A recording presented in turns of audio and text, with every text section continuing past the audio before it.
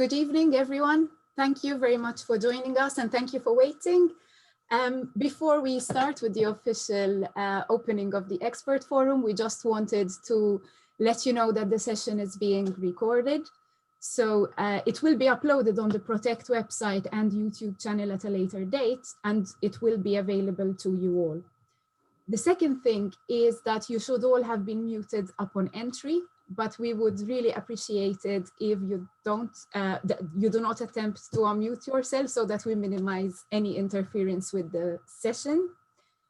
Finally, after the speakers finish their presentations, there will be a question and answer session, so there will be time for discussion. We would ask that you put any and all of your questions in the chat box. You can put them in as we go along with the presentations, but they will be addressed at towards the end of the forum. Thank you very much. And I would invite Hakan now to officially open tonight's expert forum. Thank you. Thank you very much, Nicolette. And greetings to everybody from the University of Bergen on the west coast of Norway. It's quite dark here now, which is something that we got used to. My task is to open this event, and I'm not going to say much about its content. Elspeth Guild will be doing that when she presents the theme of the expert forum. But what I want to say is the status and place of this expert forum within the overall project, which we have shortly called PROTECT. My name is Hakan Sicakkan. I'm working as a professor of political science at the University of Bergen, and I'm the coordinator of PROTECT.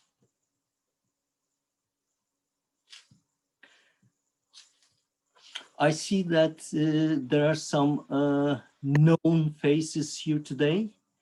Madeline Garlick and Catherine Woollard. I just wanted to say hello to you. And Alexander Sorel from the European Asylum Support Office. I haven't met him before, but nice to meet you, Alexander. PROTECT has been funded by the European Union's framework program Horizon 2020. And it's about the protection of the right to international protection. What we want to find out is how to protect the right to international protection within the turbulent global political context that we are living in today. There are serious conflicts about human rights. There are strong social and political movements in the Western and Northern Hemisphere that want to do away with any international rights. These strong movements are trying to strengthen their own states to decide about the fate of refugees and asylum seekers, rather than following the established international norms and standards. We are trying to do three things in this project. The first thing is an exploration of the links between the Global Refugee Compact and the pre-existing international norms and instruments of human rights. The second thing that we are trying to do is identifying the best legal and institutional frames for fair treatment of refugees and asylum seekers, for guaranteeing the right to international protection within this turbulent political context. And the third thing that we are doing is uncovering the factors that lead to skeptical or positive attitudes to international refugee protection. Today's expert forum falls within the first aim of our project. It is the exploration of the links between Global Refugee Compact and the pre-existing international laws, norms, and instruments. Of course, the Global Migration Compact is also included here, as there are a lot of interactions between the two compacts.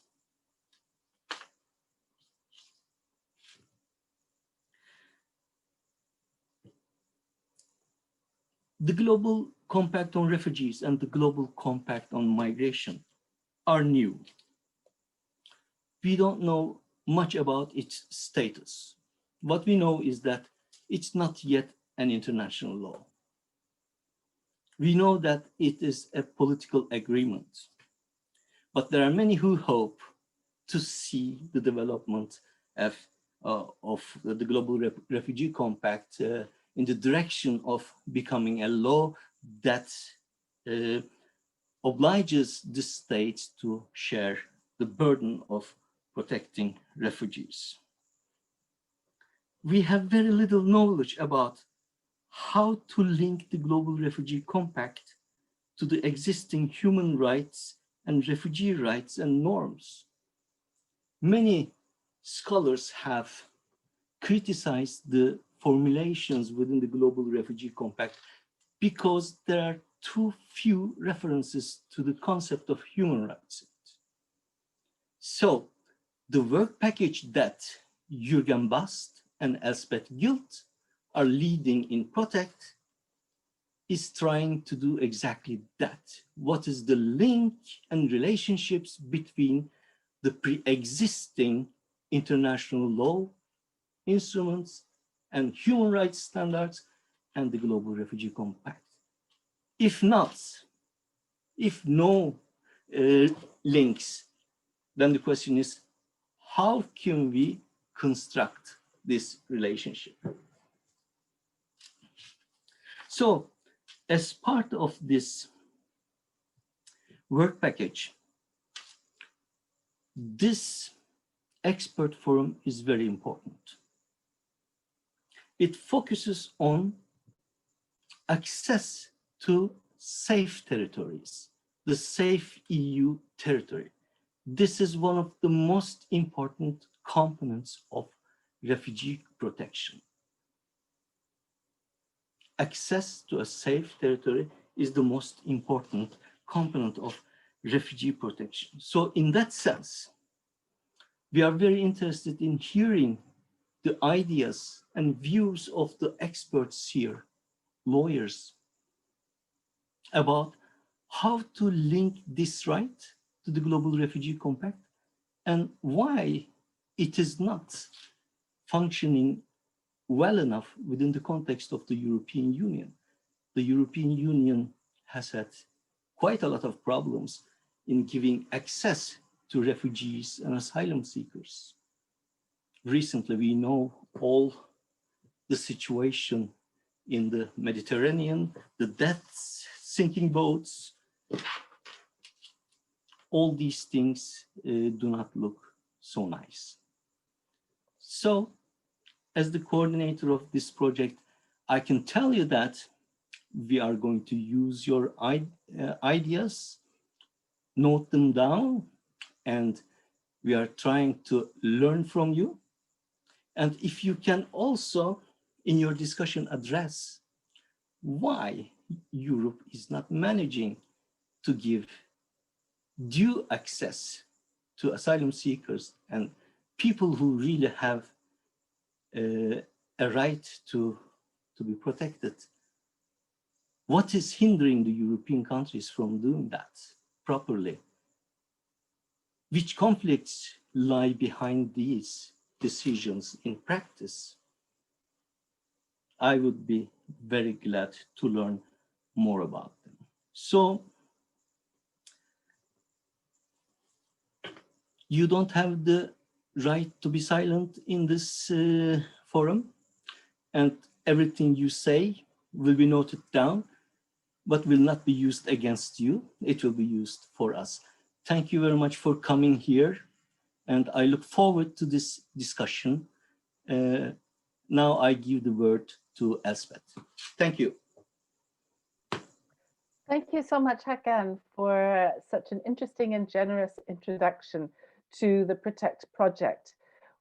Hakan put this together, brought us all together, and we kicked this off just as lockdown was happening in Europe in the middle of March.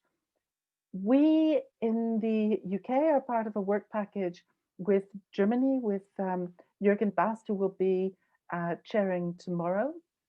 And the objective of this expert panel is to bring three key actors to assisting us to understand what is going on with refugee protection, access to the territory, access to procedures and protection in Europe at the moment, from the perspective of the Global Compact on Refugees. Our first speaker, of course, is going to be Madeline Garlick. She is a doctor of law and chief of section in the Protection and Policy and Advice section of UNHCR.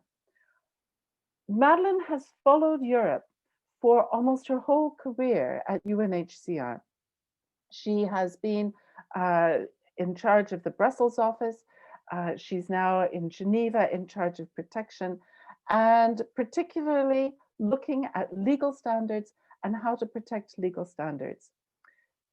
With Madeline's contribution, we have the International Communities Organization of Refugee Protection, the one which has the support of the whole of the UN and all of the countries of the UN to deliver on the Refugee Convention and what the perspective is in respect of the European situation.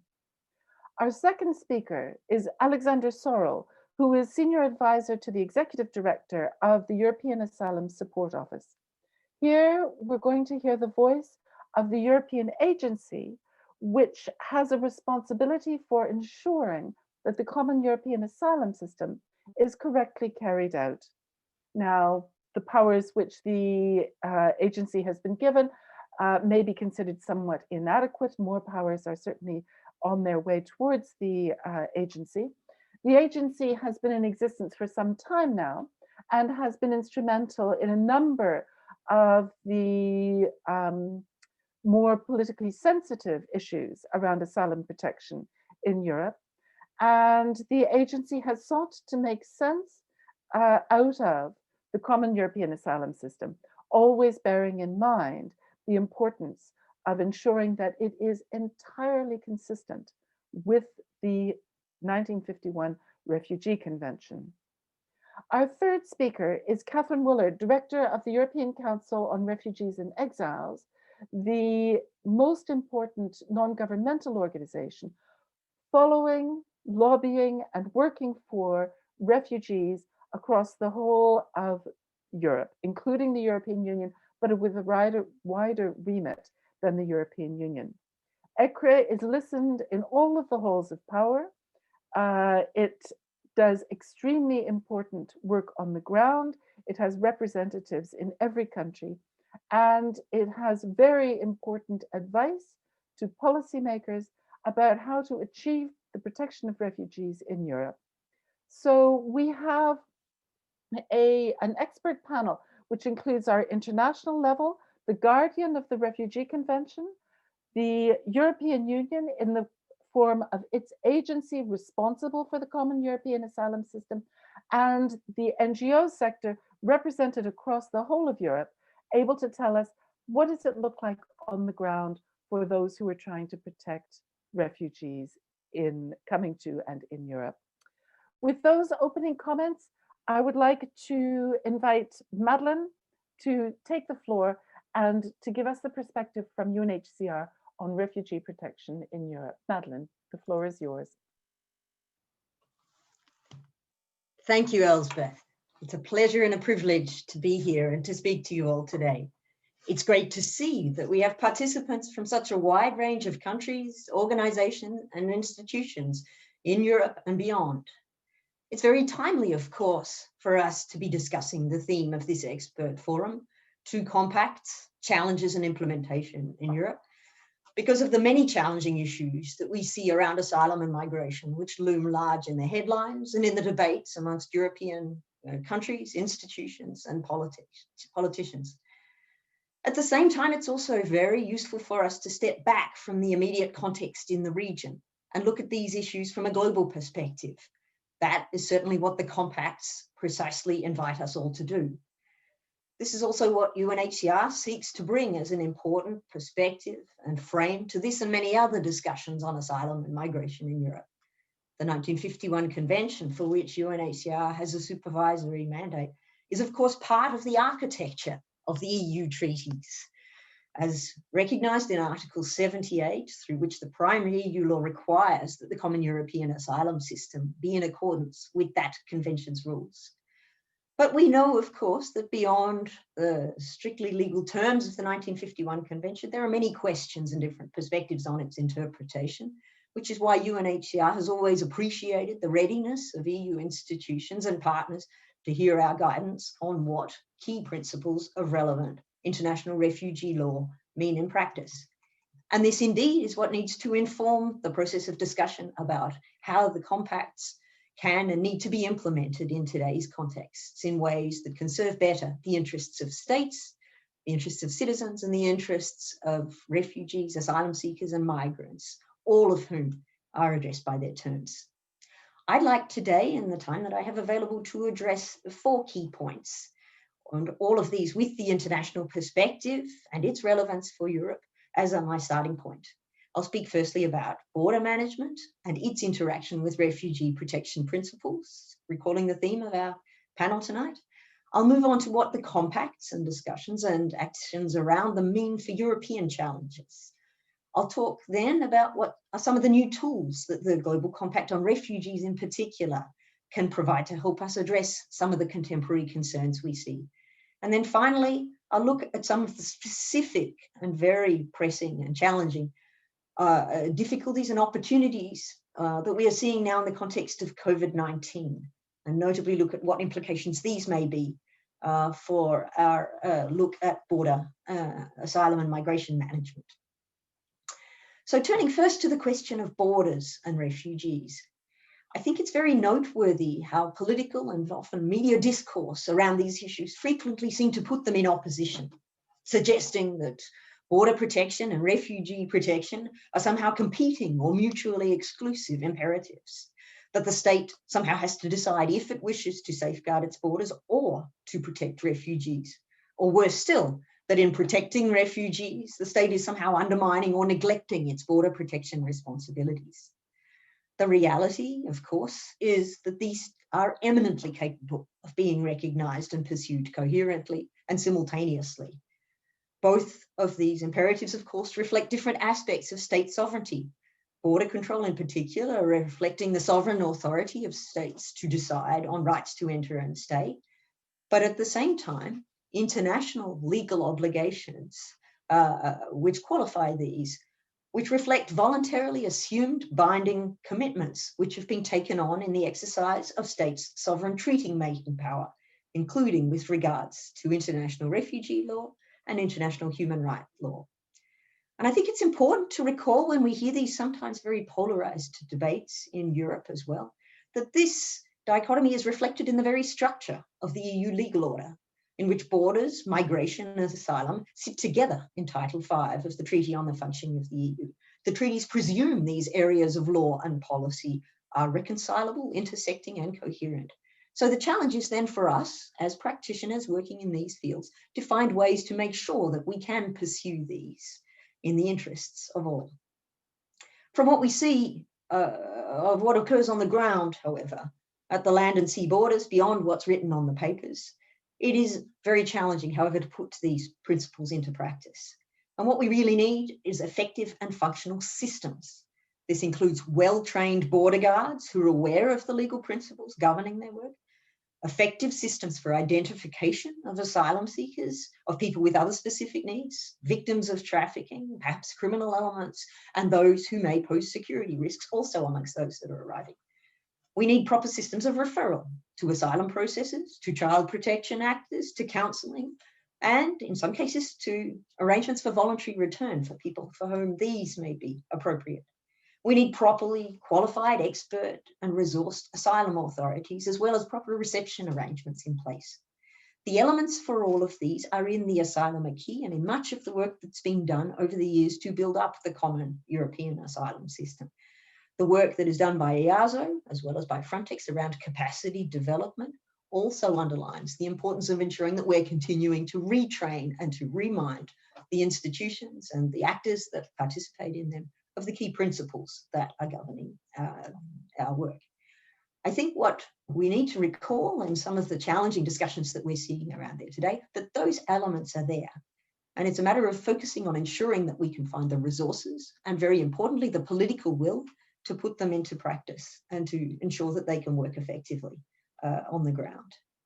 The importance of having effective systems and the consequences of their absence was, of course, starkly highlighted in 2015 when we saw large-scale arrivals at the EU's borders.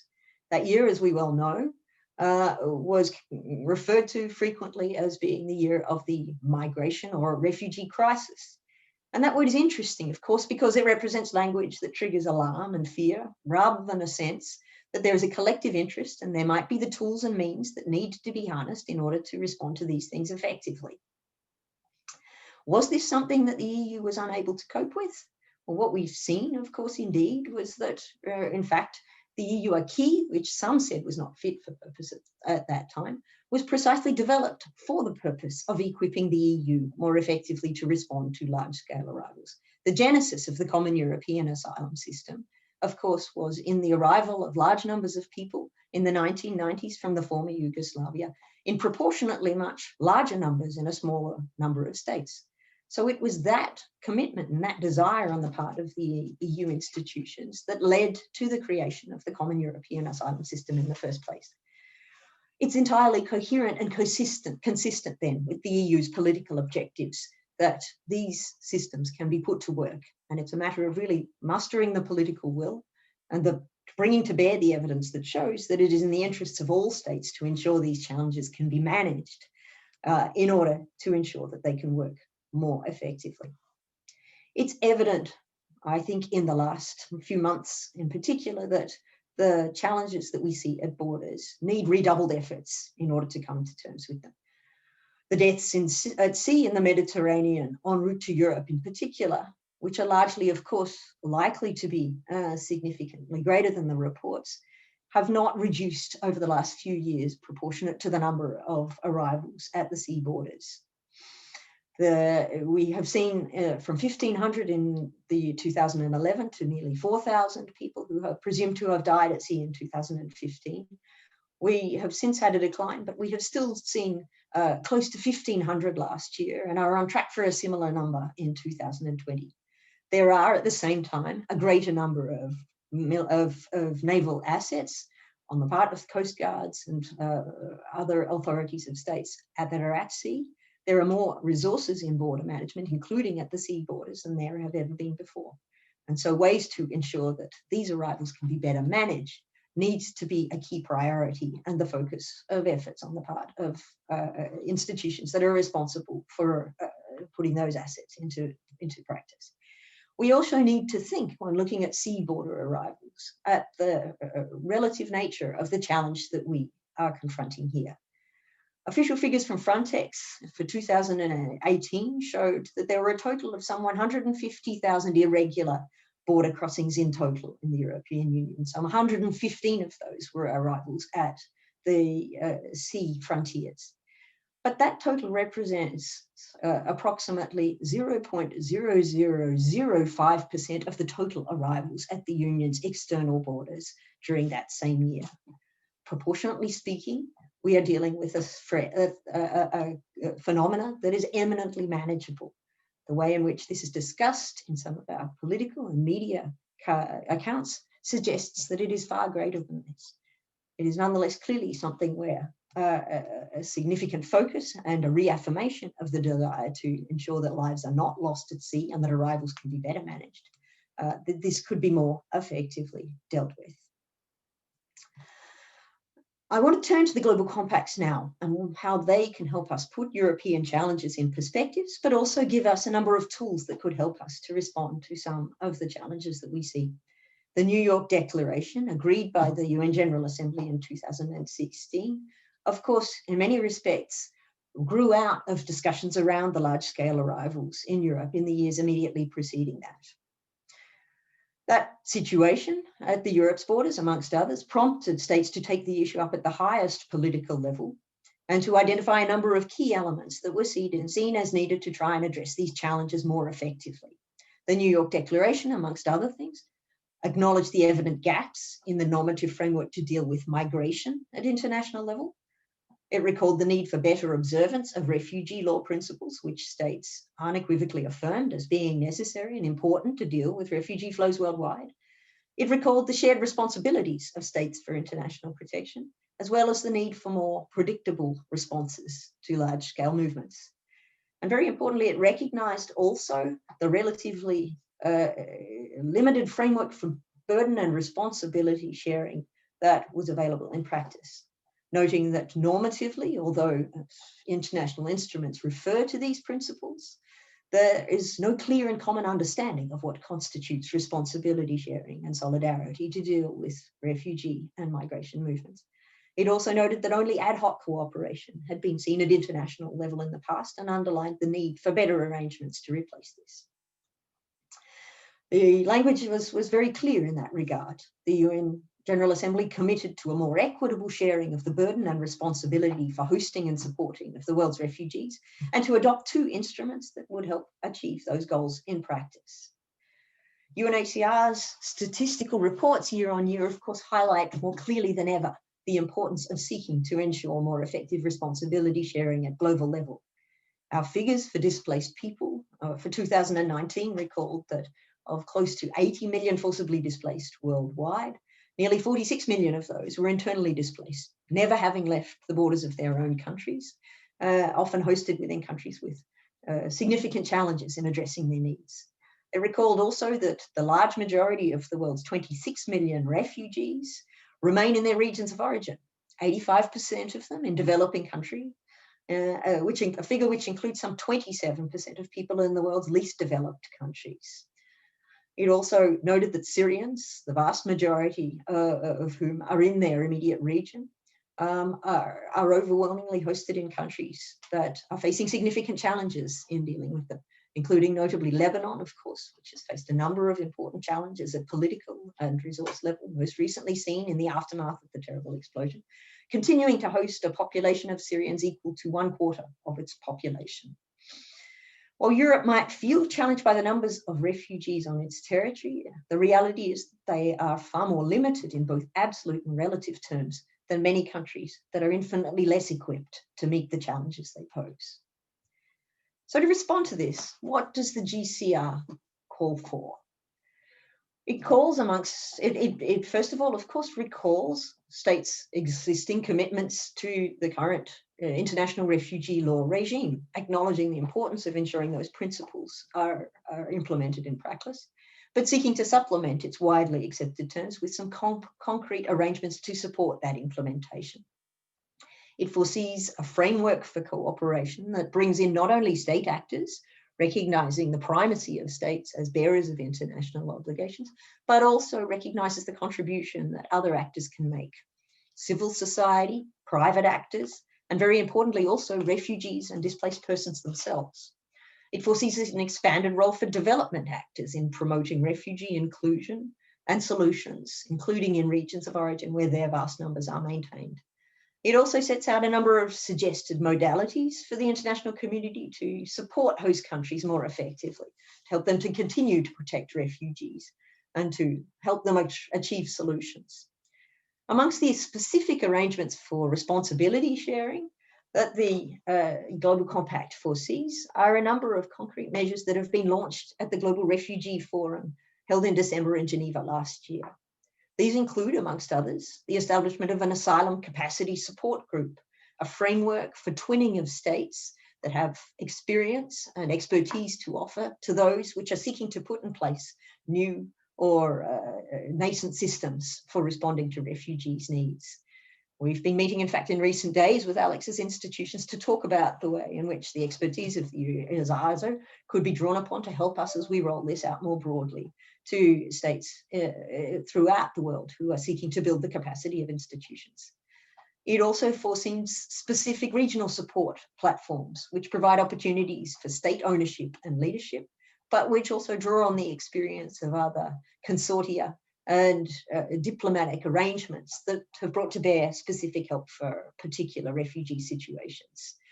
3 of these were launched at the Global Refugee Forum last year, one for Central America, the so-called MERPS framework, as well as one for the Horn of Africa and the Afghanistan situation, a long-standing, of course, situation where we continue to seek solutions as well as support for the immediate needs of refugees in countries in its neighbourhood.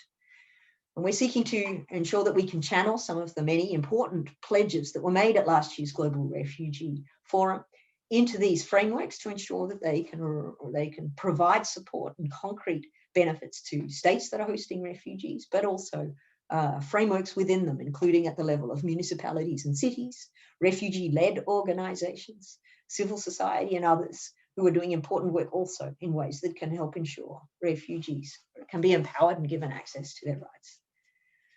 In looking at these arrangements and what they call upon from Europe, it's clear that the Global Refugee Forum that will be held in 3 years' time gives an opportunity for Europe to demonstrate what it can offer to the Global Compact on Refugees and its arrangements for providing support for states in regions of origin. It foresees that there are opportunities then to help contribute particularly to the capacity development of these countries, to arrangements to ensure that livelihoods can be built in these, and that refugees can be given opportunities also to benefit from complementary pathways through opportunities to access education or labour market opportunities in other countries where their skills and potential could be needed. It nevertheless demands clearly a commitment on the part of EU institutions to ensure that such systems are also going to be in place and working well within their own borders, because Europe provides a very important inspiration for many other countries in the world, and its example is frequently looked to and frequently cited by in discussions with UNHCR and others with regards to the potential and to the impact of cooperation across between states in refugee protection. So there's an important responsibility there that Europe bears, not only to the people who have invoked its member states' refugee protection obligations, but also to the others that are looking to its example. It's important also that Europe continues to contribute to do more to support concretely other countries in its neighbourhood and beyond.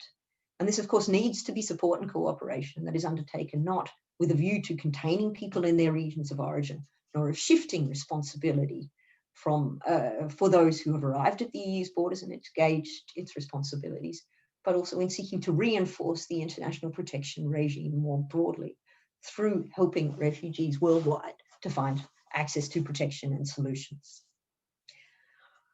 Time is short, so I'll perhaps just mention very briefly some of the lessons that we have drawn from the COVID context most recently and connect these also to the discussion we're having now. There's been significant strains, of course, that have been put on many states as a result of the public health emergency that we are confronting. And clearly it's been important for many states to put in place exceptional arrangements, states of emergency, and other responses where these have been necessary to safeguard public health. But UNHCR has continued to underline the very great importance of ensuring that states recall that they can and should enable access to asylum, whilst at the same time protecting public health. This means that while states, of course, can legitimately impose limits on border crossings, it's crucial to ensure that those seeking international protection are not going to face the risk of being sent back to face torture or persecution as a result of this.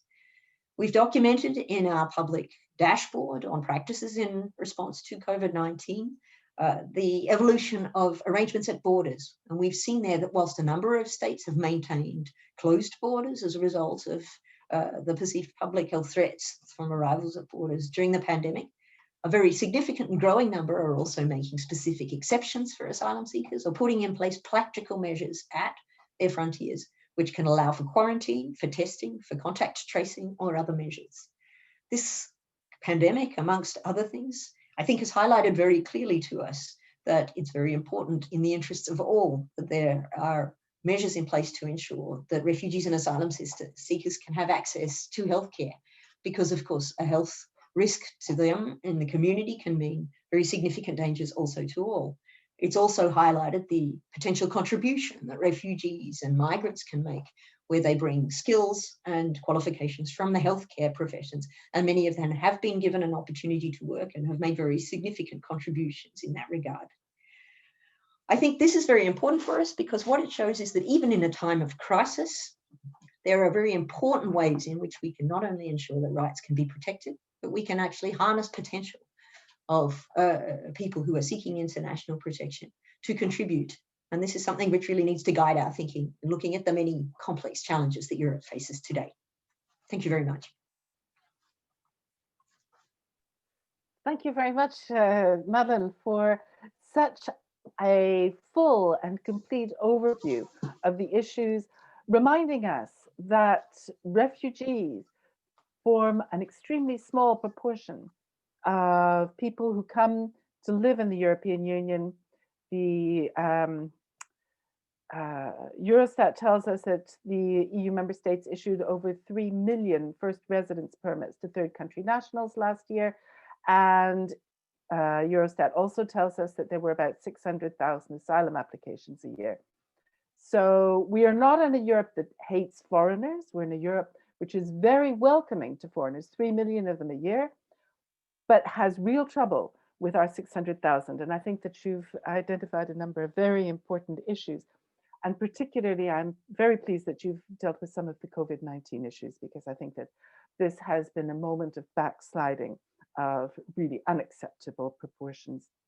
But now it's Alexander's turn to tell us how you in EASO are dealing with the challenges of refugee protection and ensuring that the EU's refugee protection system, the Common European Asylum System, is really living up to the 1951 Convention.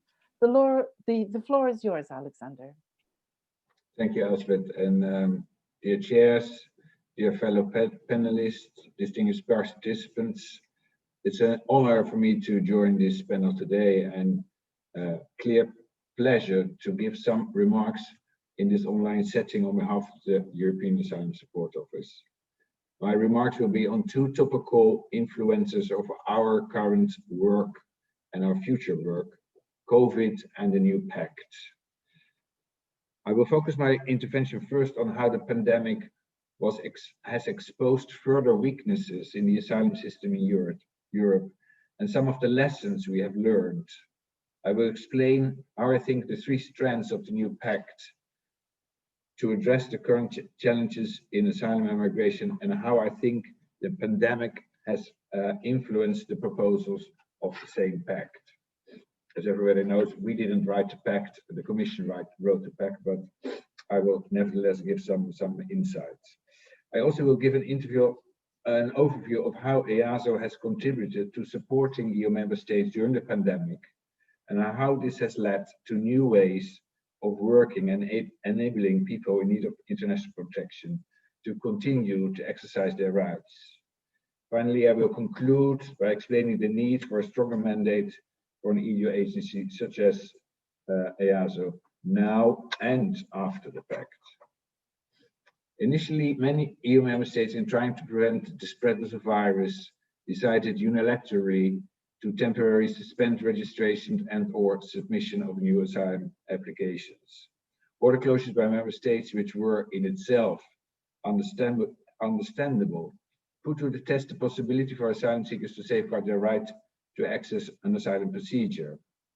But the pandemic also complicated matters for the organizations working in asylum and reception, in the asylum and reception area, and for the states committed to deliver on their commitments and their obligations. The virus and member states' response to it laid bare some of the weaknesses and limits of our current non-pandemic proof model and put to the test the resilience of our systems. Like many other policy areas, also these systems were poorly prepared to deal with the challenges that the virus brought. The pandemic confirmed that we need to invest more politically as well as practically in advancing the common European asylum system. Now, since the 23rd of September of this year, we have the proposals of the new European Pact on Migration and Asylum on the table. The pact seems to indeed have drawn on a number of lessons and show whether one agrees with the content or not.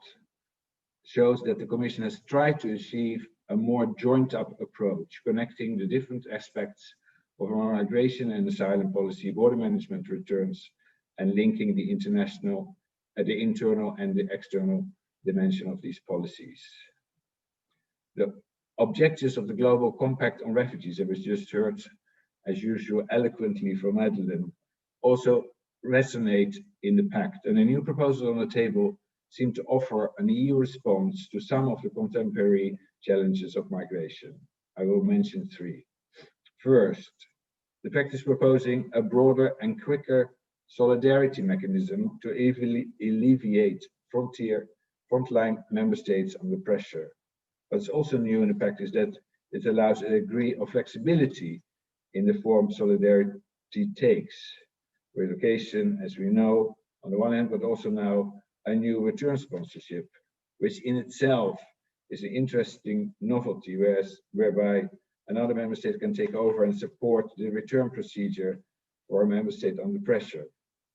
Capacity building and engagement with third countries can also be contributing as solidarity measures under certain circumstances. The pact also proposes several specific instruments to provide member states with tools to deal with challenging situations such as the one currently experienced with the pandemic. In the proposed crisis regulation, the concept of force majeure is introduced and envisages specific measures or exceptions that can be made in such situations.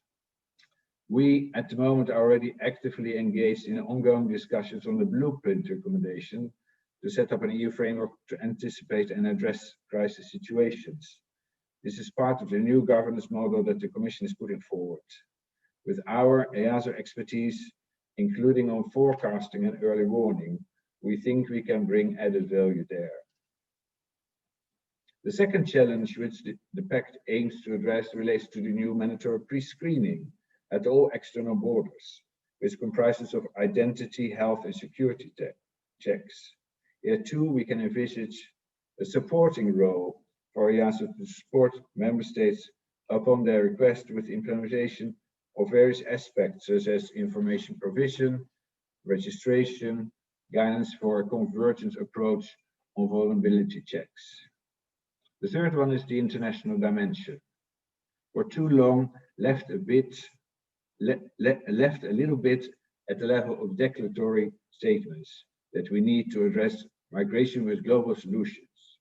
And indeed, more intention in the pact now goes to the external dimension to pursue, finally, I would say, a real operational cooperation using all the tools that the EU, including its agencies and the member states, have at their disposal to pursue comprehensive, balanced, and mutually beneficial partnerships tailor-made to the partner countries and their specific situation. Scaling up support to host countries of refugees and displaced people and host communities is one of the commitments of the new pact and resembles one of the objectives of the Global Compact. Strengthening migration governance and working together with partner countries to increase their capacity for asylum procedures so that people do not need to risk their lives. Ask also a stronger involvement of us, EASO. We are increasing already now our support to third countries with our tailor-made capacity building activities based on joint needs assessment with these third countries. We are active in the Western Balkans and Turkey, and since recently also through our regional pilot project in the MENA region and focus on Egypt. Let me in this regard also not forget to mention legal pathways. One of the objectives of the Global Compact on Refugees is to expand admission channels for people in search of international protection through resettlement and complementary pathways. It's good that there is a recommendation on that, and still the proposal on the EU resettlement framework regulation is on the table. Over the last years, EASO has considerably increased its capacity and activities related to resettlement and complementary pathways, and stands ready to further increase its support to EU plus member states. In fact, all of our work on resettlement this year was aimed at making sure that this legal pathway remained a viable option. In January this year, EASO set up a resettlement and humanitarian admission network. And in response to the COVID situation, we held several virtual meetings with member states and international organizations like UNHCR and IOM to stimulate the continuation of resettlement operations, be it via solutions around remote processing and or dossier submission while implementing the necessary health and safety precautions. Also, to be able to maintain in an adapted way operational support to member states in our resettle support facility in Istanbul. The future of asylum management in the EU, but also globally, will without any doubt be more about remote processing, more about digital. We have seen this year that member states resorted to emergency solutions such as remote registration and interviews, electronic data sharing, and electronic case files. Many member states introduced electronic tools for remote lodging or submission of documents and have used electronic means for the provision of information. In some member states, also judicial authorities launched electronic tools for the submission of appeals, the delivery of documents, and relevant communication. Many courts resorted to video conferencing and remote hearings. So innovative ways of working were embraced. It was almost as if the pandemic forced us to realize that remote ways of working actually do work in practice. Some of them we have found to be effective in reaching our goals, and others are still work in progress. If anything, the pandemic has given us an opportunity to rethink and adapt the way we work effectively and efficiently, including new remote and electronic solutions, which could lead to efficiency gains under normal circumstances. We ourselves have adopted our own operational responses in the member states where we are providing operational support, which is at the moment Cyprus, Greece, Italy, and Malta. Our operational support saw the focus move first to backlog reduction and workflows that did not require face-to-face contact, but later those workflows, when resuming, used remote options and the necessary, of course, health and safety precautions. Same goes for our training center that adapted its training program and organized online trainings which went even beyond what was done pre-COVID.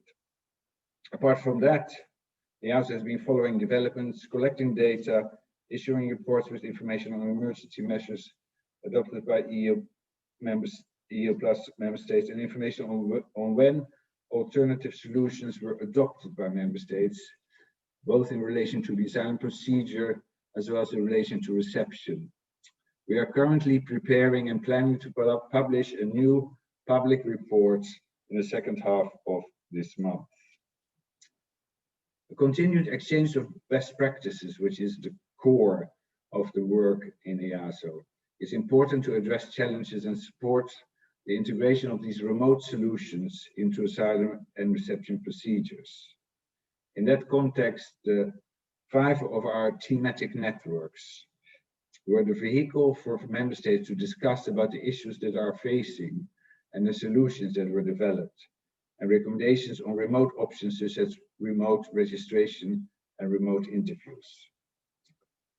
Now, to conclude, with some words on the need for the quick adoption of a draft EU AA regulation on the table since 2017, and a preliminary political agreement reached in June 2017 would give EASO a stronger mandate. Currently, we are working with a mandate that's 10 years old, which does not longer reflect reality. As a result, we are facing challenges in delivering the support that member states need. For instance, due to the limited deployment of member states experts, which is officially the main source of support we can give. After COVID, we had one member state present, and we needed nearly 1,000 experts on the ground to keep on doing the work we do there. We resorted already earlier to temporary agency workers to fill that gap. However, we are now facing with difficulties due to national legislation in certain member states, certain host member states, relating to their implementation of temporary workers, of the Temporary Workers Directive. For now, we found together with the Commission a short-term solution to avoid having to terminate our operations in some member states in the near future. But we need a structural and sustainable long-term solution, and that's the EOA regulation, the draft one. If we are realistic, and I was just before this meeting listening to the Justice and Home Affairs Council, which met remotely, and it is realistic. The negotiation on the pact and the new proposals will take a long time, but migration flows will not stop, and neither will the need for support of member states under pressure. We need the new mandate to be able to continue supporting member states now, especially in the frontline host member states. That's why we are happy that the Commission put that in the pact and that the co-legislators resumed the technical discussions in Brussels on the draft regulation. Contrary to what some argue, the draft EUAA regulation is not out of tune with reality. On the contrary, it only needs to be aligned with the existing SEAS acquis. The alignment of the EOA with the final results of the negotiations between the two co-legislators on all the asylum files now on the table with the new pact should only happen once the content of those results are known. If the final text of these proposals require that we need to be amended, so be it, we do it in the second stage. EASO and member states in need of its support should not be forced to wait another round of SEAS negotiations. Thank you for your attention. Thank you very much, Alexander, for outlining the big challenges as they appear to EASO, the prospects of the pact. I know it's the pact is not your responsibility, but it's very kind of you to outline at least some of the big issues which are engaged, and of course the question of your powers, which is one which, as you say, has been floating around on the table for 3 years. You've been waiting to be able to have more capacity to do things. I must say I was particularly struck by your comment about the Western Balkans. I expect that you were involved in the Justice and Home Affairs Council meeting today and didn't listen to the Albanian minister responsible for migration speaking at the IOM regional review of the Global Compact for Migration. He had an official position and he had a written speech. And I must say, listening to it from the perspective of the European Union, it was almost embarrassing how he was trying so hard to reassure, presumably the European Union, that Albania isn't allowing anybody across their borders, that their borders are completely closed, that they've invested all of this border guard facility to make sure that no one will get through Albania for any purpose whatsoever, including asylum, etc. And it was really a discourse that one would almost have expected from Enver Hoxha, but we will move on, and we know why that is happening. It's funny that you mentioned Albania, because Albania is one of the member states that reached out to us under the global compact, and actually we are finalizing our first roadmap with Albania on like I said, the mutual needs assessment. So it's we are going to be there for sure as well. That's very reassuring. Remind them about their asylum obligations. Remind them about the 51 Convention. No, I'm very pleased that you're going to be there, because somebody needs to be pushing that story that no, you won't please Europe by reneging on your 51 Convention obligations. But now it is time to hear from Catherine, the Director of the European Council for Refugees and Exiles, and to hear what you hear from all of your partners across the whole of the EU, and what do you think the future is going to have to be in respect of asylum. Catherine, the floor is yours. Thank you very much, and thank you for the invitation. It's a pleasure to be with the PROTECT project again. I'm going to cover 3 points, starting with displacement challenges in the Mediterranean area, I should say, not just in the Mediterranean itself.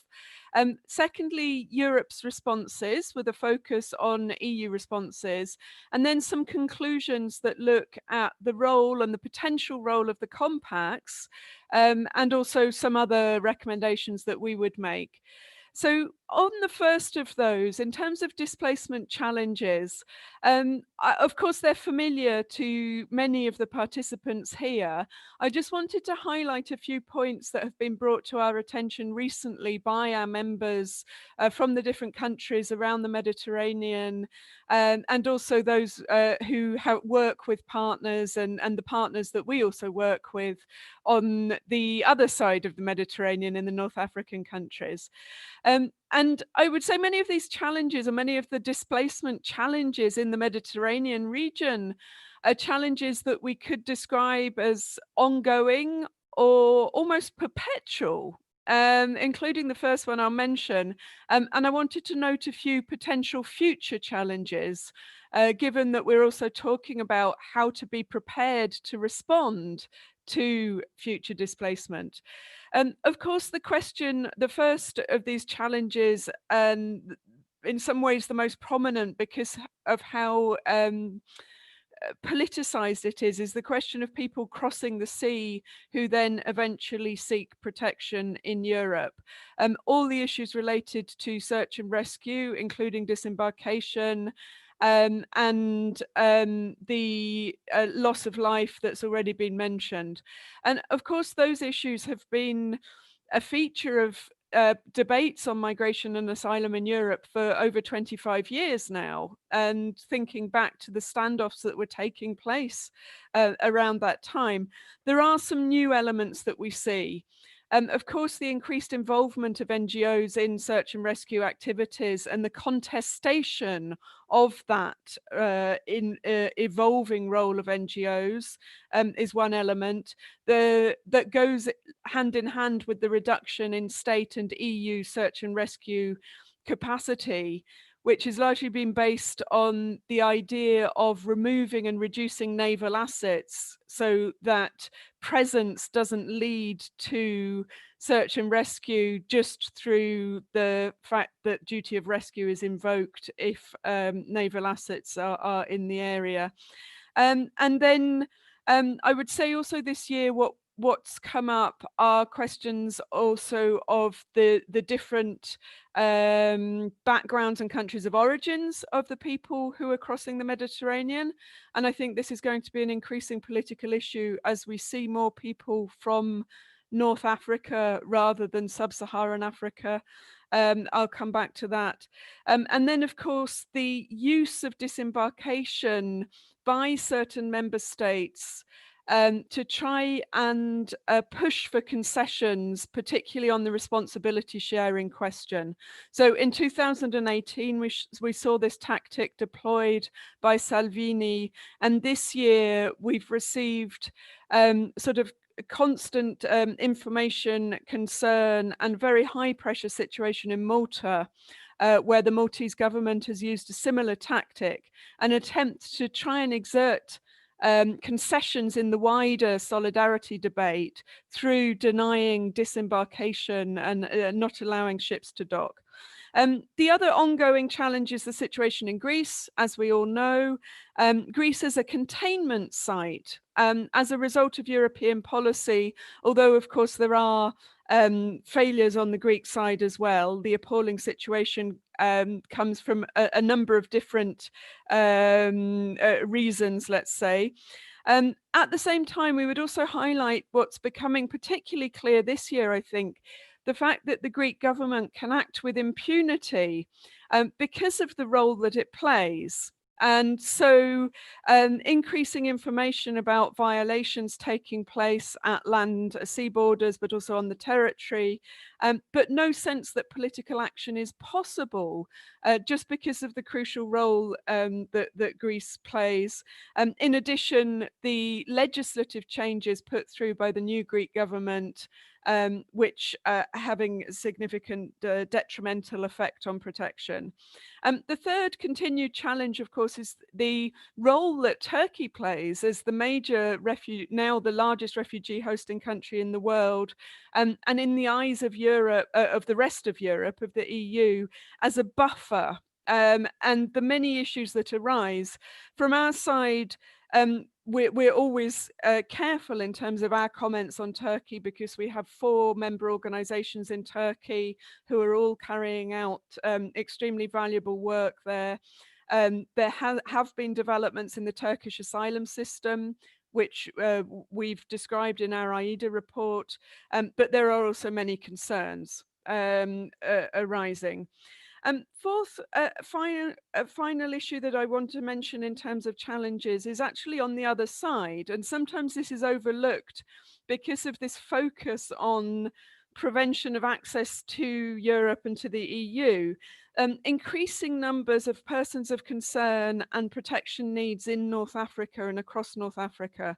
The situation in Libya, well documented, but Algeria, Morocco, Tunisia, Egypt, all hosting increasing numbers of third country nationals, and a likely future increase if we look at situations of internal displacement in countries along the routes that then lead into North Africa. So really alarming rates of increase in the number of IDPs in Mali, in Niger, in Burkina Faso, for example. And across North Africa, no real asylum systems in place, UNHCR generally doing refugee status determination, and I fear an ongoing disinclination to build up asylum systems when something like the safe third country concept remains on the table in Europe. A development here, I think, is that the European neighbourhood policy is very likely to become a tool that is used for migration control.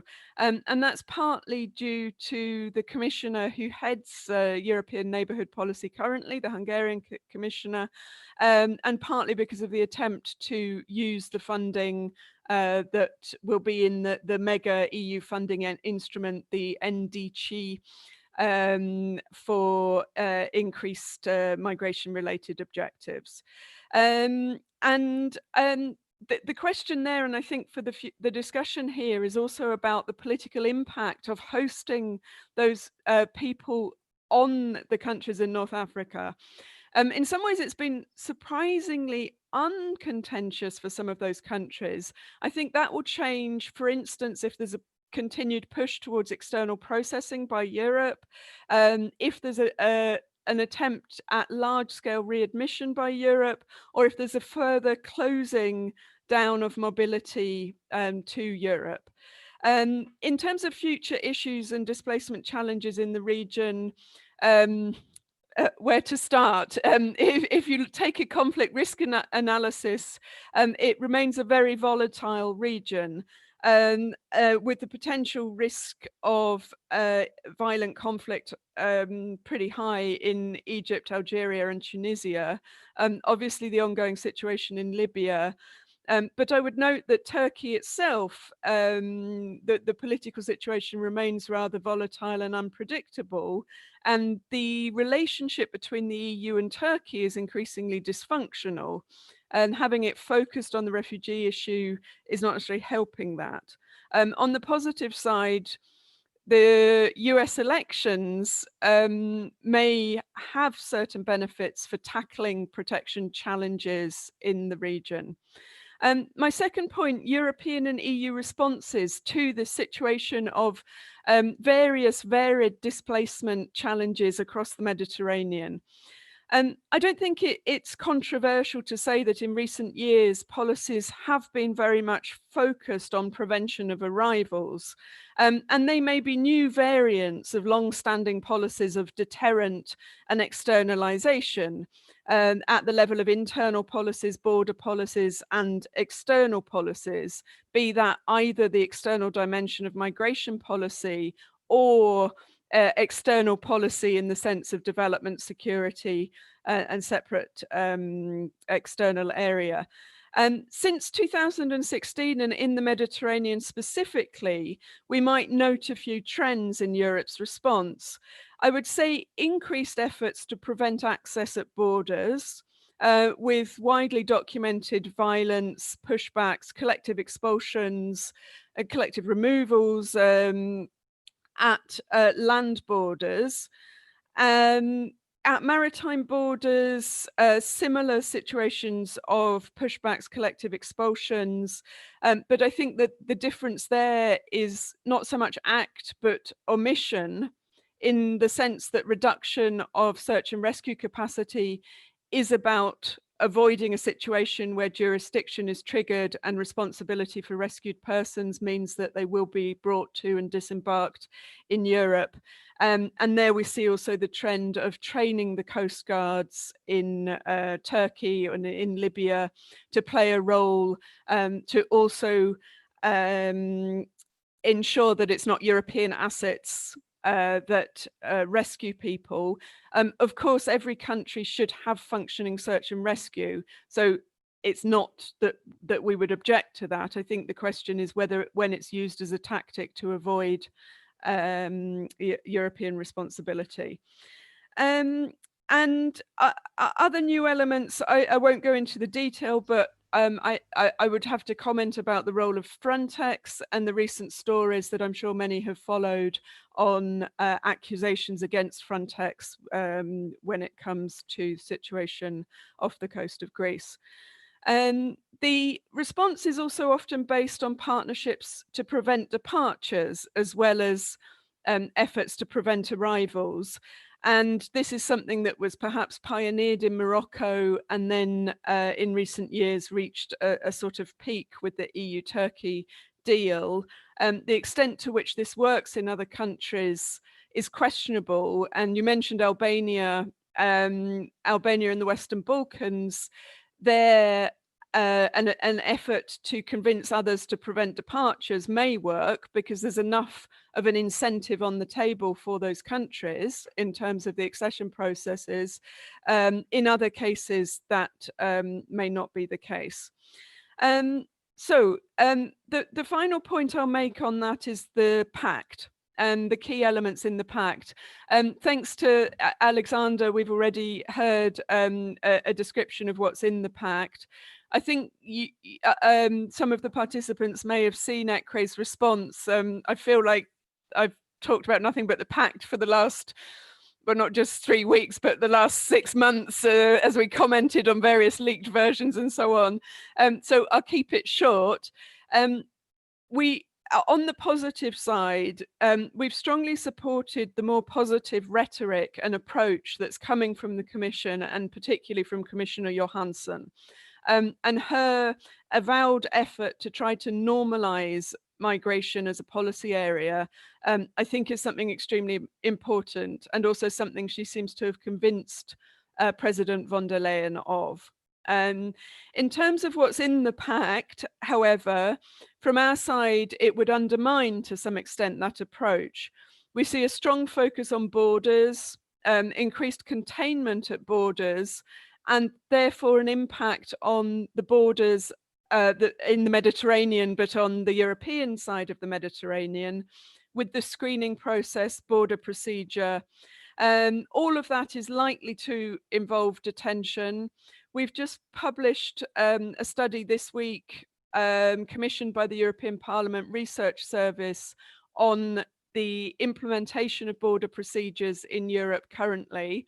At over 200 pages, it's everything you ever wanted to know about border procedure and much more. And one of the conclusions is that detention is almost always used, either official formal detention or de facto detention. Then the other focus of the pact, of course, is deportation, and we see a number of countries being targeted for increased deportations. And then there is this continuing external element to it. And the first part of the mega instrument, the regulation on asylum and migration management, is actually about codifying the idea of partnerships with third countries, which goes beyond the partnership framework, which tried to do that, but had was a softer policy instrument, let's say, whereas here we would see a stronger legal footing given to DG Home in order to play a role in these partnerships. And from ECRE's side, that's not necessarily a positive change. The elements on solidarity I won't go into, except to say one of the solidarity mechanisms concerns disembarkation, and this is an element that we would largely welcome. There are multiple nuances, twists and turns in the provisions on solidarity, so if that's of interest, I'm happy to give a few more comments in the discussion. And then finally, let me conclude with a few remarks on the compacts and other recommendations. Now, given those displacement challenges and the response from Europe, which I think it's fair to say hasn't put protection at the heart of what it's trying to do in response to displacement challenges in the Mediterranean, do the compacts help here? I think if we look at the content of those two compacts, if everything that was in them was implemented, then yes, that would be a better situation. So in that sense, the compacts, the content of the compacts is helpful to some extent. It was worth the process of putting that content together. But nonetheless, the compacts remain unrealized potential, let's say, or something that has unrealized potential to support protection. That's partly because, as we know, they're not legally binding, but I tend to think that's a bit of a red herring as an argument. They have legal value, even though they're not legally binding, and we are seeing the first court cases in which the compacts are referred to. That is as a sort of extra authority with a sort of moderate persuasive value, let's say. Clearly as non-binding instruments, it can't be more than that. Even if they were legally binding, they probably wouldn't be enforced, as is the case for much of international law. So that's not necessarily the way to go. The GCR states very clearly, and I think deliberately avoids trying to add legal content. It refers and defers to the convention, and it's about reinforcing the convention and to some extent international human rights law as the relevant legal framework. And the value of the GCR, I think, is in its potential as an operational tool. And that there, it could have been and could still be applied in many of the crises in the Mediterranean region. And it would be a more neutral framework than Europe managing a framework to manage a situation of mass influx or mass movement. The GCM, on the other hand, is something that does have both, I think, pre-legal and paralegal value. There is a scenario where it's pre-legal and eventually becomes a legally binding instrument. I don't think many states want that, but because the content is new, it's not covered by other areas of international law, that would be one way to go. It's also paralegal in the sense that it fills gaps that currently exist by covering that aren't covered by other areas of international law, or in terms of the Migrant Workers Convention, most obviously, where there isn't sufficient ratification. Nonetheless, I think the value of the GCM is actually in the fact that it reiterates human rights commitments. And I would say it's an effort to try and overcome the challenge to universality that is at the heart of European opposition to migration and asylum, where the debate is that, yes, European countries, leaders, whoever, accept human rights, but just don't see that it is their obligation to allow people on the move, third country nationals, migrants, asylum seekers, to realize their human rights. And the GCM attempts to do that. So let me wrap up, because I'm sure I'm very much out of time already. Other recommendations that we focus on for the European side have already been mentioned, I think, by both previous speakers. Having a functioning asylum system in Europe. And for us, that's based on compliance with existing EU asylum law, filling the implementation gaps when it comes to registration, reception, decision-making, the asylum lottery, the neglect of procedural guarantees, the misapplication of the Dublin regulation, but also then reforming responsibility sharing. And after that, questions of working with international partners should come into play. When it comes to international partners, we would suggest a much broader kind of partnership, which is not just you accept return and readmission, and we may either give you some development assistance or allow a little bit of mobility, or not disrupt visa processes for the children of the elite, or whatever is the nature of these kind of agreements that are in place. Building up asylum systems in other countries is crucial, but Europe needs to accept more responsibility for that to be a credible strategy. The human rights of those on the move, I think, is a crucial element. When we work with African civil society, this is central to what they recommend. A return to durable solutions, looking at local inclusion, safe and legal channels.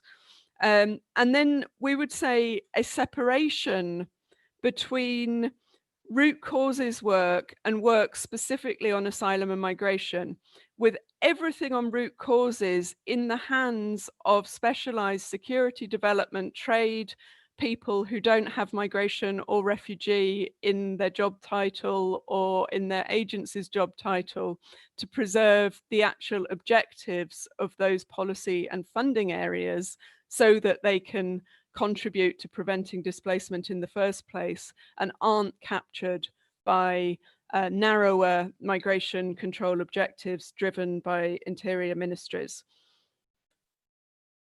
Voilà, I'll stop there. Thanks. Thank you. Thank you very much, Catherine. And thank you also for responding on the pact.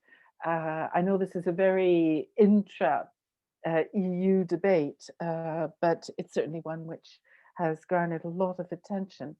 And I think that it's very helpful from the perspective of the reach of ECRE for you to indicate what you see as really the key challenges and how they need to be addressed. It's now over to our participants to ask questions of our three speakers. And if you put your question in the chat, I will read it out and direct it to the particular member of the panel to whom you wish to address the question. While you are typing, perhaps I can ask a couple of questions to all three of our speakers regarding, first of all, is the development of the Refugee Compact sufficient to fill what are seen as the gaps, particularly in the European context, of the Refugee Convention? And in particular, to bring Alex in on that a little bit, in EASO's context, in the context of EASO, does the Charter help to fill in some of the gaps?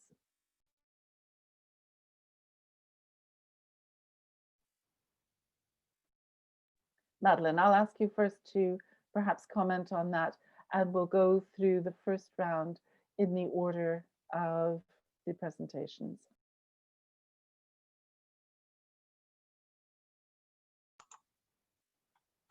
Yes, thank you, Elspeth. I mean, I think it's really been a fascinating range of issues and considerations that have been brought up. It's a very rich discussion. I think really what emerges in many respects is that what we're confronting really here is not so much a problem of a lack of law, but there is to some extent a lack of practical means to implement some of the agreed legal frameworks that have been put in place voluntarily by states, as well as the will to do so. And what is perhaps most important in that respect is really a sense of collective will. We have some states, frankly, who are doing an excellent job, but others who, I think there's a term that's been used sometimes that talks about the quiet majority, states who are not stepping forward to contribute to refugee protection worldwide, and thereby really de facto creating additional strains and challenges on others. I think what we see in the pact really is an opportunity here for states to say that to work together on this, but also then perhaps for states in Europe to hear and see the reality that other countries who are not in their immediate vicinity are facing some very significant challenges that unless they're given the means and encouragement and support to address those, they may not be in a position or be prepared to continue to do what they are doing. And this is something that could have potentially very grave ramifications on a global level.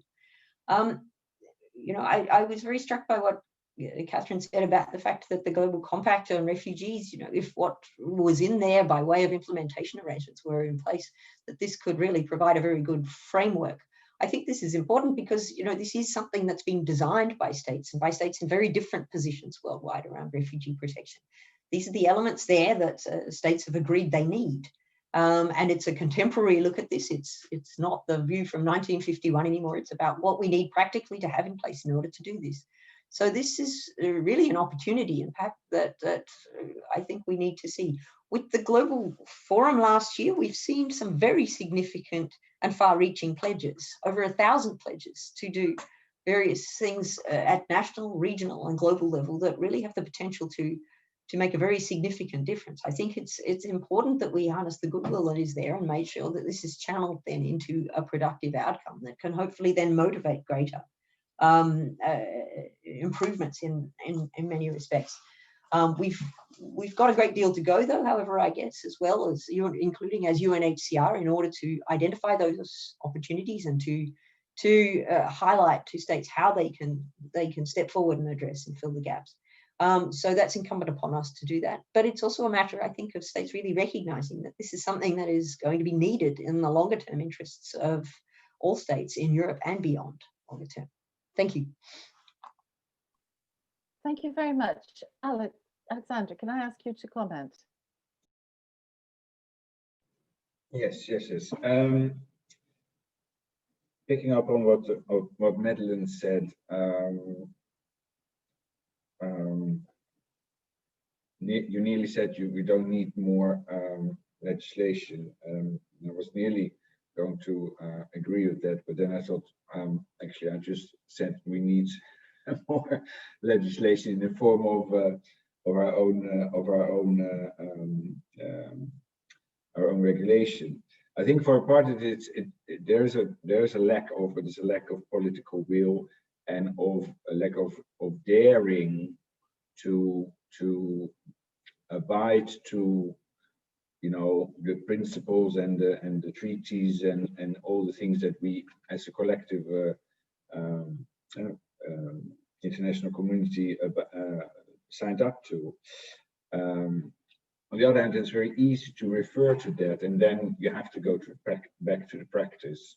And sometimes it's good to also from time to time look back you can look forward and see all these challenges and problems, but sometimes you have to look back and see how far from the coast are we actually already now.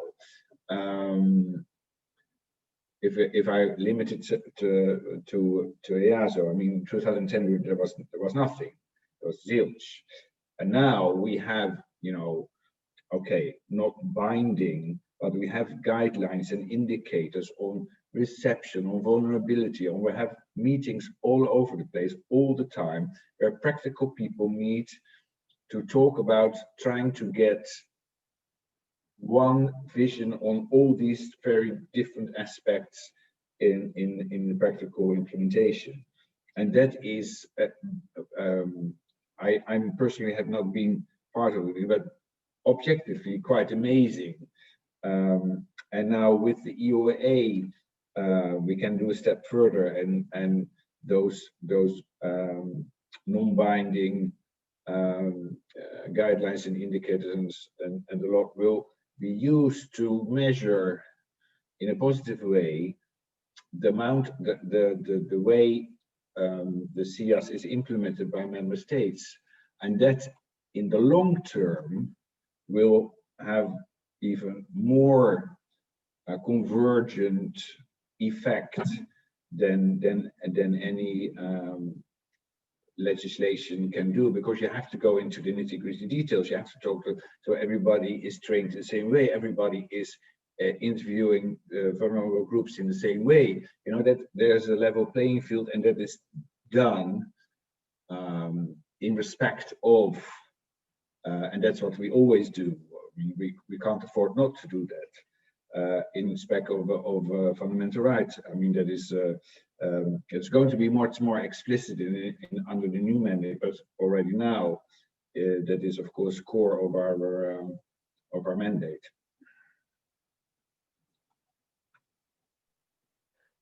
Thank you very much. Catherine, can I ask you to come in on that? So I'll come in on a couple of those points. In terms of the compacts, I think the risk that we saw from the beginning, which I feel has come to pass, you know, not that we don't want to be right, but would rather not be in this case, is that it's the two compacts are seen by Europe and European countries as something that Europe supports other people to implement.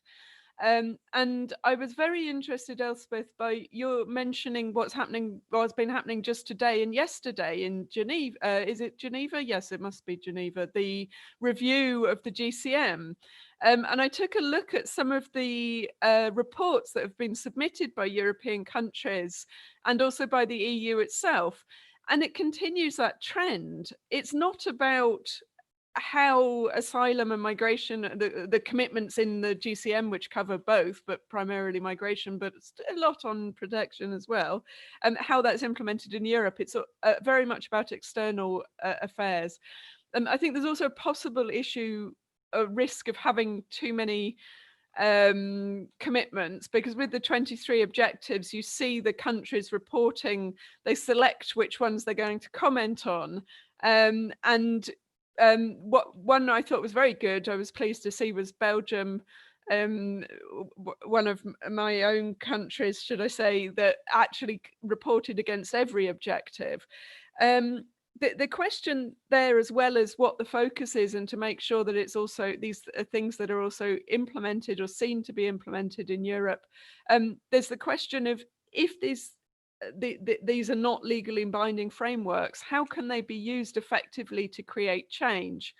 And there, the reporting mechanism, a set of indicators for each objective, integrating into program and planning, the kind of things, the lessons learned from the MDG, where you have a non-legally binding framework that actually created change, I think are important. For us, though, it's quite hard to use those compacts as a reference point, just because of the points mentioned by Alexander, that under EU law, you have stronger standards and commitments, and ones that are far more legally enforceable, even though that is far from a perfect process. So our reference point very often will be the SEAS read in conjunction with the Charter, you know, with reference to Strasbourg and Convention where necessary, without necessarily going to the compacts, because that doesn't add much. I think in terms of implementation, I mean, our argument on the international legal side and the EU legal side is that we have enough law. It's not perfect, but it's not a good time to open up legal frameworks when there is such hostility on this issue in key countries that have the scope to influence a treaty drafting process. And similarly with EU law, if it opens up, we don't see it as opening up in a way that enhances protection. And in fact, some of the proposals reverse the last recasting of the SEAS instruments, where more procedural guarantees were added in the 2011-2013 phase, and then their proposal is to remove some of them in some cases. So on the other hand, in terms of the EU, of EASO, the agency as it will become, I think there's a crucial role the agency can play there in supporting compliance, and that's partly envisaged by the 2017 interinstitutional preliminary agreement, which should be the basis for the new mandate, not what came afterwards, an unnecessary amendment that came into play. And I've personally sat in some of these discussions where you have working level people from the member states talking about the nitty-gritty of implementation, and it tends to work far better than any high-level political discussion, which is usually one big irreconcilable battle. So working at that level, I think it is a way to have a better functioning asylum system. There are in the new proposals many elements that I would say that overlook those questions of compliance. It's rather silent on some of that, and instead tries to put in place measures that are more about reducing the quality of procedures and finding a way to move quickly to deportations on the basis that that very few people arriving have protection needs, whereas in fact it is the majority. And even when you look at irregular arrivals in the Mediterranean region, it's far from certain, as you follow legal processes through, that protection needs aren't high. So one final comment, if I may, at one of the first questions was on, does the Global Compact on Refugees fill a gap in the international protection framework? I think there we see, in a sense, a missed opportunity to have the responsibility sharing, a binding commitment on responsibility sharing that some argue for. And the critique of Professor Hathaway notably, but also certain others, that this was not addressed in the New York process and afterwards. But again, it maybe wasn't the political time when that could have been addressed. And instead we have soft measures to promote responsibility sharing. Because it's a non-legally binding agreement, non-state parties and non-state actors can be involved. And we actually made our own pledges that we're trying to implement, for instance. So there's a certain advantage of not being a traditional treaty. Thank you very much, all three of you, for those perspectives, which I think fit together in a very interesting puzzle regarding where we should be and what we need. We have two quite specific questions in the chat, which is probably going to be the last two questions that we'll have time to deal with. The first is from Professor Vedsted Hansen, and he asks all three of you, thank you for your really interesting presentations. As to the EU Pact and accompanying legislative proposals, could any of you in the panel elaborate on the likely impact of pre-entry screening and border procedures? We have a second question, which is not that far from Professor Vedsted Hansen from Alejandra Santagustina Ricavaren. And she says, thank you for opening the floor to some questions. I would like to know on the new pact on asylum and migration, your opinion on two aspects. The screening regulation also includes the establishment of an independent monitoring mechanism to ensure the fundamental rights are observed throughout the screening. This is a response of the Commission to the increasing pushbacks and fundamental rights violations at the external border. However, the mechanism is vulnerable. Instead of monitoring by independent organizations or the EU Fundamental Rights Agency, the Commission proposes that member states should independently establish the monitoring mechanisms themselves.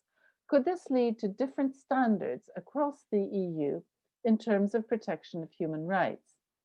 And secondly, she asks, in terms of gender mainstreaming, the proposals do not offer targeted measures to fully respect the gender dimension of migration. What do you think about that? And I will once again ask my speakers to respond in the order in which we began, bearing in mind they can add in anything further that they want to, because this will be your last chance. And Professor Vedsted Hansen has just added a clarification that he means to say impact of pre-screening on asylum border procedures. So Madeline, can I hand this over to you first? Thank you very much, Elspeth, and thank you very much for the questions. As regards the pre-screening and border procedures, we understand from the Commission that these are intended to make procedures at borders more efficient and to also help manage, in particular, arrivals of people who may not have protection needs or a right to remain in the European Union. But I think there's a very serious question indeed about whether or not there are going to be sufficient safeguards in place to ensure that people who are in need of international protection are going to have access to a fair and effective asylum process and to other guarantees for their rights. As we understand the proposal, it's going to seek to create a construct whereby people are going to be dealt with under this screening arrangement prior to being officially considered to have entered the member state and thereby the European Union, creating a kind of legal fiction is the way in which it's been described, I think, in various relevant jurisprudence over time. And I think that what seems to be envisaged here is that most of the asylum acquis, including the relevant safeguards, then may not necessarily be seen to apply. And importantly, amongst other things, this raises questions about the many important safeguards that govern the use of detention, for example, that are set out in the Reception Conditions Directive will come into play. Amongst other things, of course, the Reception Conditions Directive foresees that detention can only be lawful where it is for certain limits of legal grounds. There are requirements for regular judicial oversight and for certain standards of conditions in those in detention facilities to be maintained. So this is a question I think that really needs to be very seriously addressed, because given the likely use of detention, and Catherine has referred to the practical reality, we see that this is often the case in detention, in border procedures already, and it seems definitely envisaged for a certain period of time under this arrangement. The question of how safeguards are going to be efficiently available is a really important one there. A second one indeed then is about access to the procedure, and this goes to the heart of Jens's question, because of course under the current Asylum Procedures Directive, as soon as a person indicates by any kind of wording that they are in need of or going to seek international protection, then they are entitled to have access to the means to lodge their application and to have their claim heard. So it's very important, I think, to bear in mind that in principle, also if a person expresses such an intention or a wish during the course of the screening procedure, it's going to be important that immediately from that moment and not at the end of some other separately defined period of time, that they are entitled, therefore, to the protections of somebody who is an asylum seeker under EU law. So the effective enjoyment of key safeguards is going to be really crucial, I think, here. What is clear is that the Charter of Fundamental Rights, under all circumstances, will be applicable there, and there will be an obligation to ensure its provisions are observed. But the other important secondary law guarantees also are going to need to be, I think, available there. Turning to the question of monitoring, and thank you for this, I think indeed there are very strong arguments that can be made that there should be a guarantee of some kind of independent monitoring mechanism in place because of the risks, some of the risks to which I've just averred. Of course, it could and should be possible that a nationally designed monitoring mechanism can serve that purpose. But it may be that there needs to be certain guarantees in place about what that monitoring constitutes in order to ensure it's going to be genuinely effective. One could, for example, strongly encourage states to use their independent national human rights institutions, which are, need to conform to certain criteria of independence, of objectivity, that these could be engaged as actors to conduct such monitoring in some circumstances. Perhaps it's important also to bear in mind that it's going to be important that other monitoring arrangements and systems outside the framework of the ECRE should definitely continue to be available there. I recall in this connection that UNHCR has access to asylum seekers under the convention and under EU law under all circumstances, and we sincerely hope this is going to continue to be maintained, including in the scope of any screening arrangement. Other arrangements and mechanisms, of course, under the Council of Europe, including all the way to the jurisdiction of the court to ensure that scrutiny can be applied to possible rights violations or threats of rights violations that could need provisional measures or otherwise, are going to be important, as well as that relating to the UN human rights mechanisms. Finally, turning to the question of gender, indeed, another really crucial aspect, which also as a matter of EU law needs to be respected. We have already some guarantees, important guarantees in the EU legal framework that do go towards ensuring that some gender aspects are addressed positively in the current framework. The Qualification Directive, which acknowledges gender-specific forms of persecution, for example. We also have provisions that allow for people to seek an interviewer of their selected gender, for example. There's also provisions that foresee that specific needs, which could, in principle, although evidently not in all cases, arise as due to reasons of gender, should be respected. It's going to be very important that these are maintained, but also that experts in gender and are going to be given an opportunity to comment and give input to the formulation of the provisions that will be adopted. In this regard, I'd recommend wholeheartedly also the importance of inclusion of affected people, of consultations that will take into account also the experience that asylum seekers and refugees themselves have had in going through asylum procedures be taken into account. This has become a very important element of discussions at the international level around formulation of refugee instruments and policies. We are no longer considered to have done our job properly unless we've consulted refugees and asylum seekers and had them actively engaged in decision-making processes affecting their lives and their rights. So we would urge that this also be a part of the work towards adopting the framework at the EU level that's going to follow on consequence to this that could help on gender and a whole range of other considerations. So thank you very much. Thank you very much. And thank you also for reminding us that the refugees are not merely objects of our work. They are also actors and entitled to their own voice. Alexander, can I ask you to comment on the questions and make any final reflections you would like? Yes, of course. But it will be slightly different than you probably will hear. You heard from Madeline, and you probably will hear from Catherine, because it's a bit of a formal position I'm going to say. But first of all, I think nobody, nowhere, can at the moment elaborate the likely impact of the pre-screening on the asylum procedure. It's a proposal which for sure will be amended heavily, first both on the council side and on the parliament side, and then something, well, we all know how that goes, something comes out of that. What we say is that whatever comes out of that process, so after co-legislators have decided, not before, but after the co-legislators have decided, and there is a place for EASO, i.e. EOA, in that, either in the screening part, or in the border procedure part, or in any part, we will look at it and then see what the co-legislators give us as a task, because that's how it works in the system. I know that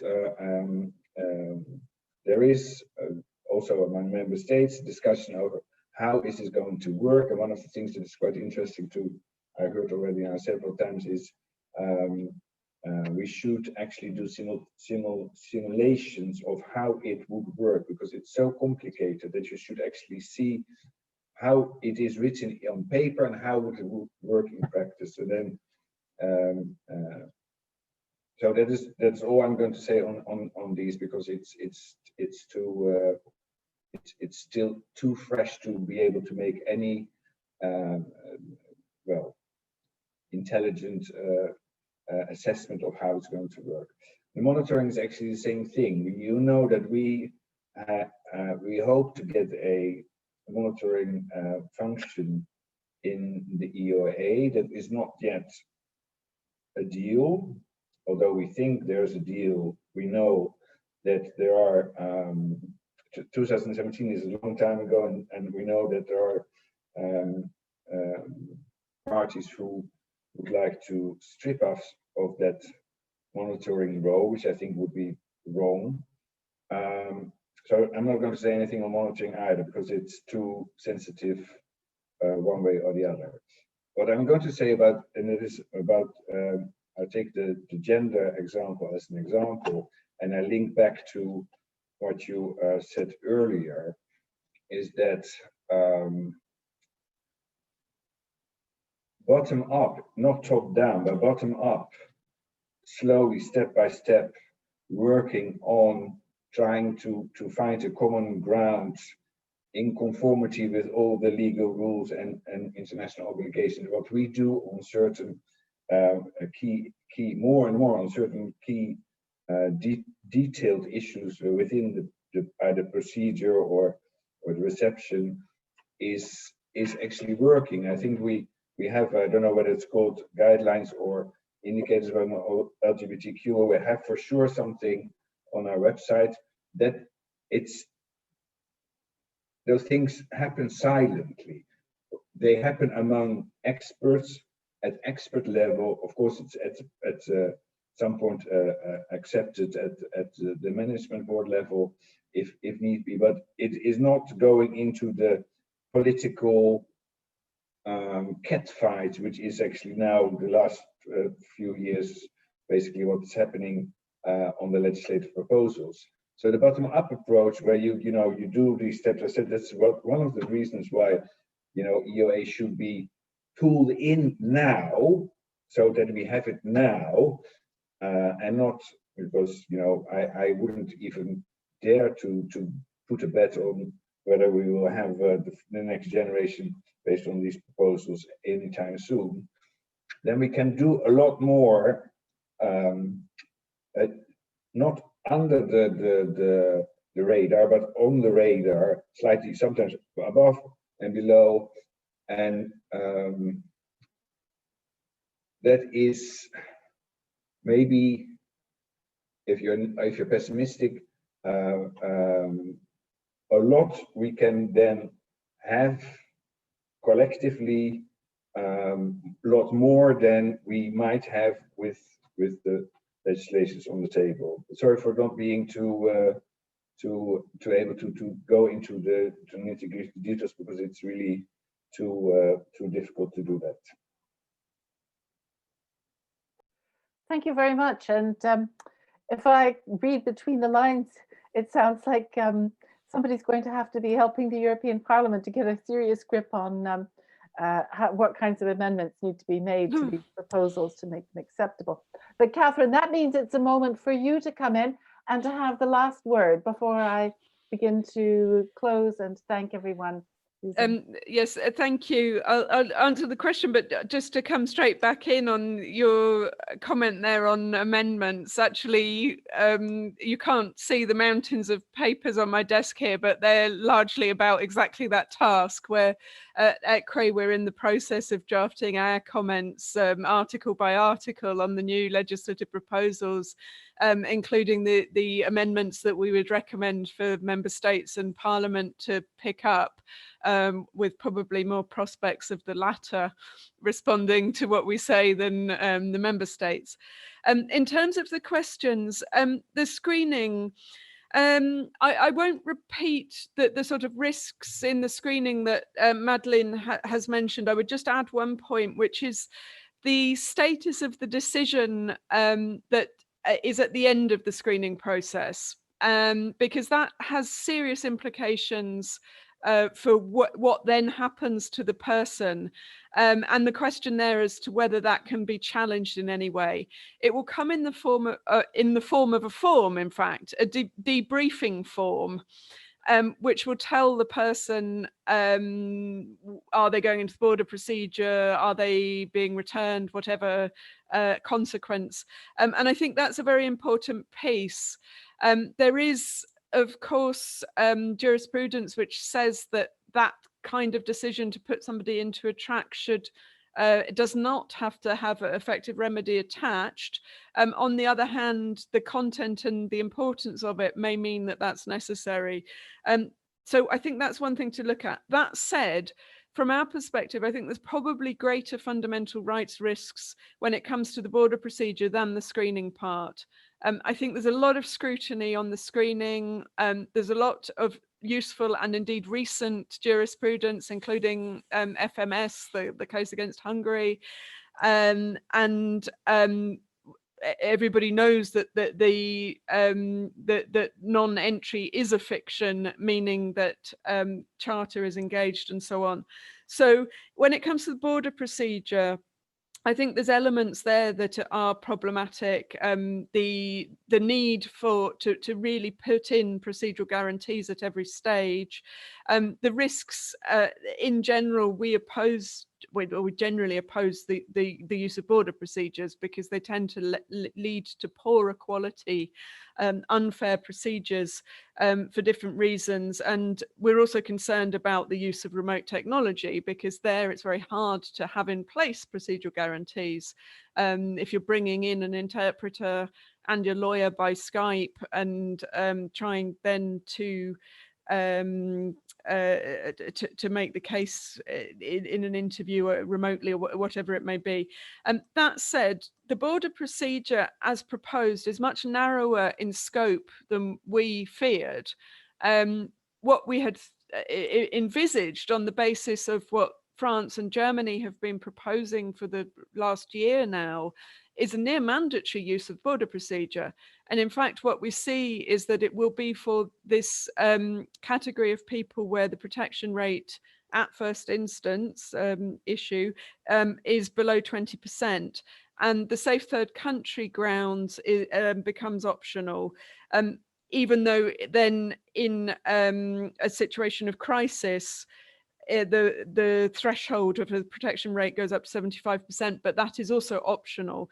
So it's narrower in scope. Of course, there is an issue in where something is optional, it could be encouraged and it could then become mandatory in a later reform. As a side point, I would also add that the crisis mechanisms and the force majeure elements are also much less problematic than we feared.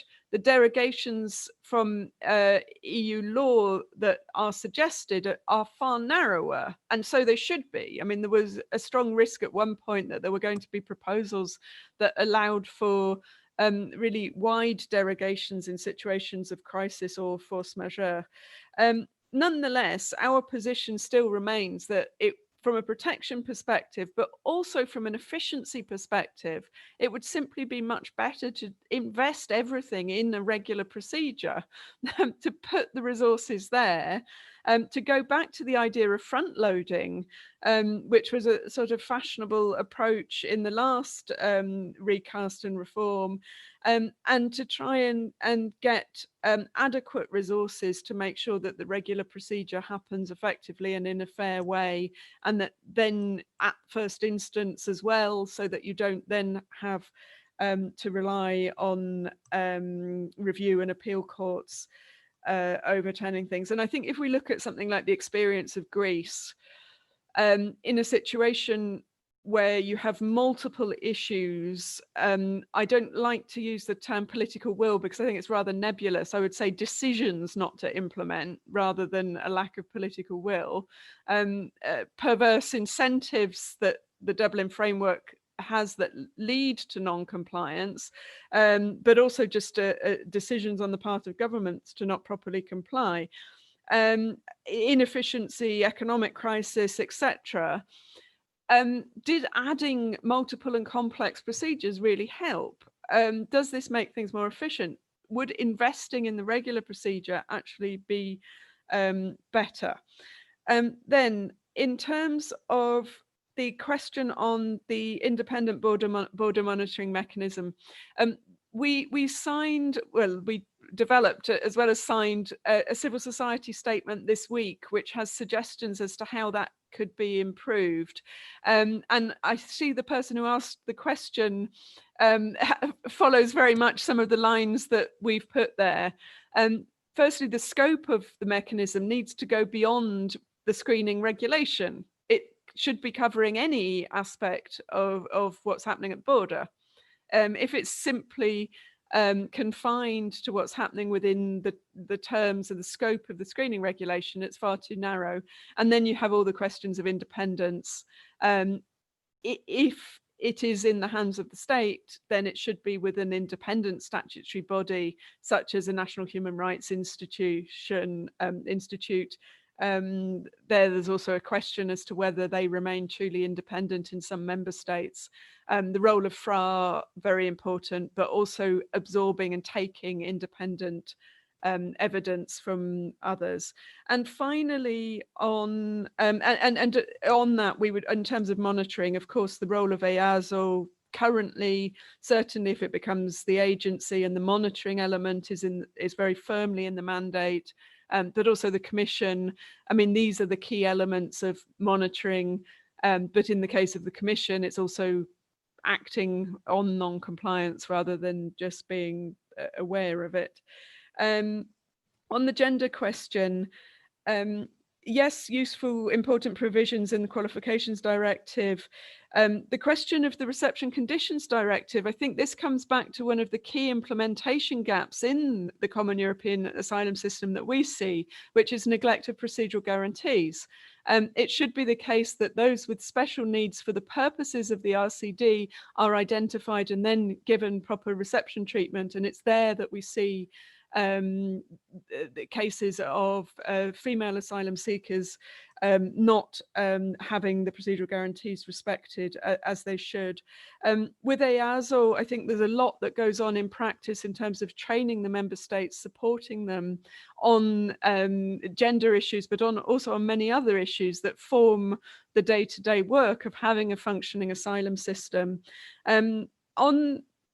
Finally, on the gender question, for us, I think one of the dilemmas here is that it's not the gender issue in asylum currently in Europe is as much about men as it is about women, which is sometimes overlooked. And the approach to asylum and migration is driven sometimes by a prejudiced and reductionist approach to young men of colour who are perceived to be a threat to Europe in every sense, and that then shapes asylum decision making. And I think those that as a driving force in policy is important.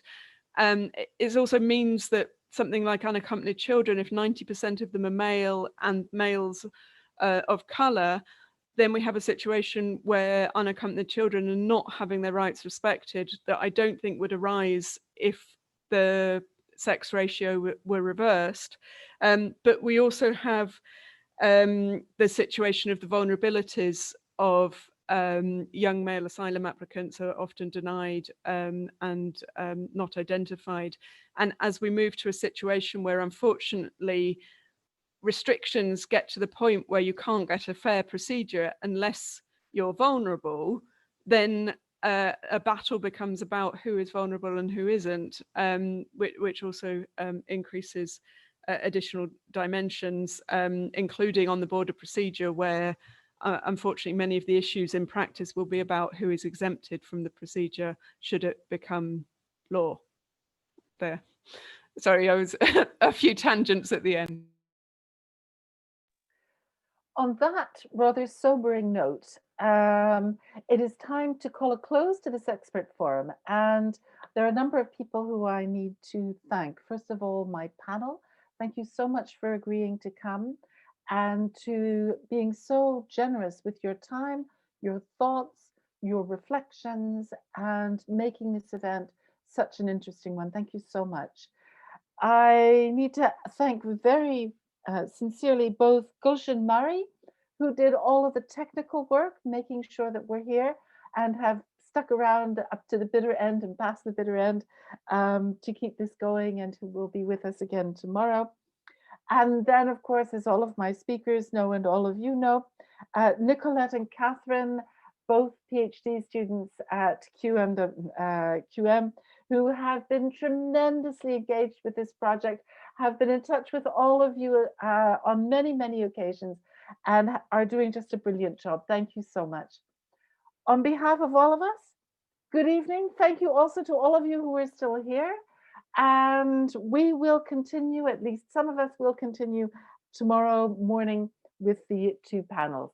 Goodbye and have a very good evening. Thank you. Good night.